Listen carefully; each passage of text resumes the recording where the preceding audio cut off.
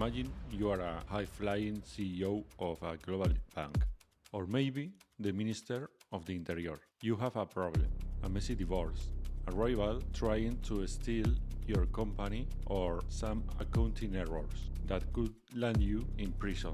Who do you call?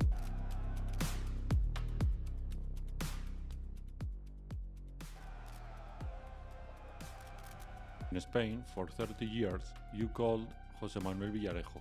This guy wasn't just a fixer, he was a police commissioner. While he was wearing a badge, he was running a private spy empire called Zenith, charging millions to the biggest companies in the country to do their dirty work. We are talking about the sewers of the state, las cloacas. It's 2026 and the trial of the century is still exploding.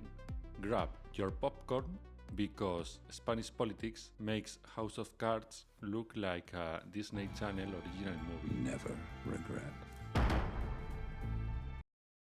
Before we start, I'm not a journalist, I'm not a lawyer, and honestly, most days I'm not even sure what I am anymore. Everything here comes from public sources. If I got something wrong, it's not malice, it's Spain. There is a lot going on. All opinions are mine. If you are mentioned in this video and you disagree, come on the show. I dare you. Let's go. To understand this messy, you need to know the players in this shadow architecture. The shadow master Villarejo, a man who recorded every single conversation he had for 30 years. He has thousands of hours of audio. He's the guy who knows where everybody is buried, mostly because he helped dig the holes. The IBEX 35 mob. These are the CEOs of Spain's biggest corporations. Imagine the heads of JP Morgan or Exxon, but they're hiring a cop to wiretap their enemies. The Kitchen Crew. High-ranking politicians from the Conservative Party, PP, who allegedly used state funds to spy on their own treasurer. Yes, they named a spy op after a room in the house. Classic. The Deep Throat journalist. Media figures who received Villarejo's leaks to destroy political rivals. Villarejo didn't just work for the government.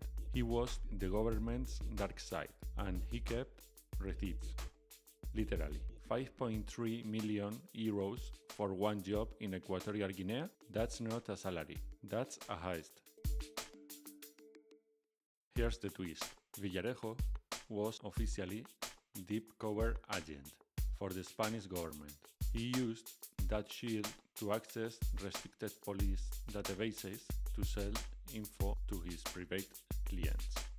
Let's look at the starter pack of his crimes, or as the courts call them, the pieces. Peace Iron. Two law firms were fighting. One hired Villarejo to hack the other. Simple, corporate. Boring? Maybe, but he got 7 years for this. Peace Land. This is straight out of a telenovela. A billionaire family fighting over an inheritance in La Finca, the most expensive neighborhood in Madrid. They hired Villarejo to spy on their own sister, but then it switches to Villarejo with a no sign, Peace Pintor, an extortion plot involving a former judge. It's like Villarejo had a coupon for crimes. In 2023, he was sentenced to 19 years, but wait, he's still walking the streets in 2026 while he appeals. Classic Spain. Now, the juiciest part, Operación Kitchen.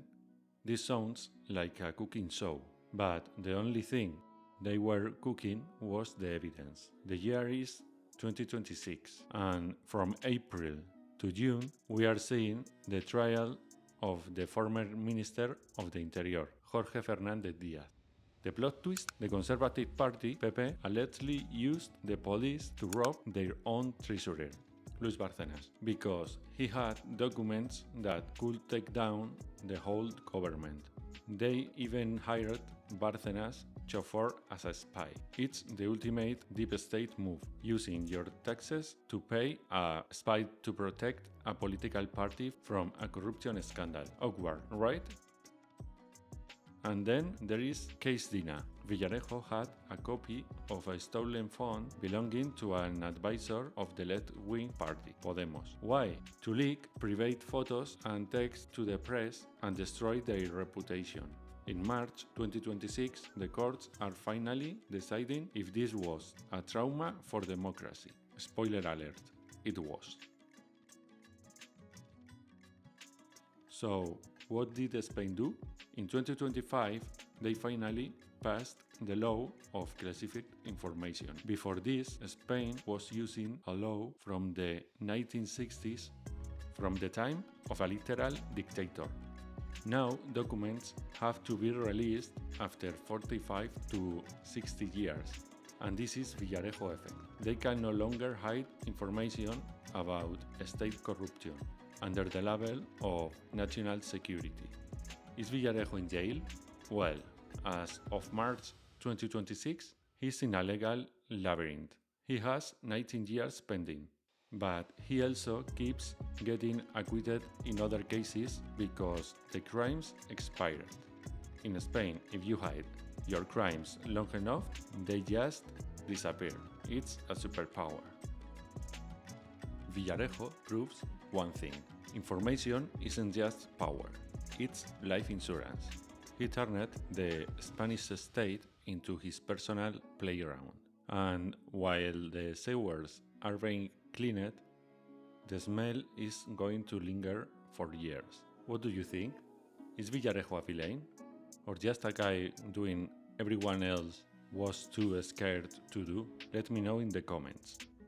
Smash that like button and share this video to help me get more haters in the Spanish government.